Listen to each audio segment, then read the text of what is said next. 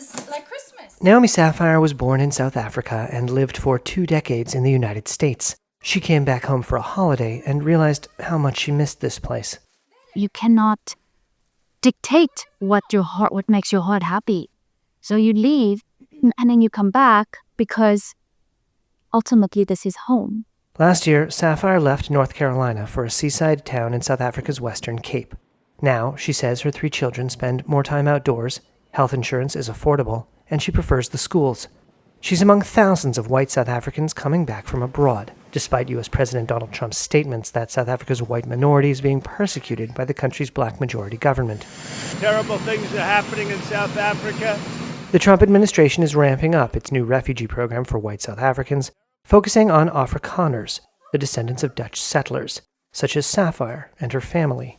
About 3,500 South Africans have entered the United States as refugees since the program started in May 2025. Pretoria says there is no evidence of discrimination or persecution against whites. Many white South Africans and Afrikaners have welcomed Trump's support, but insisted they nevertheless want to remain in their country. And others who left decades ago are now returning. Anton van Heerden is an employment agent who has been trying to help returnees keep their jobs abroad by shifting to remote work. He said inquiries from white South Africans seeking to return had jumped 70% in the past 6 months. We have also asked these people why they're coming back, and we got a lot of different reasons. The obvious ones would be whether family, friends, the vibe in South Africa, but also things like costs of living and living standards are considered to be very high in South Africa.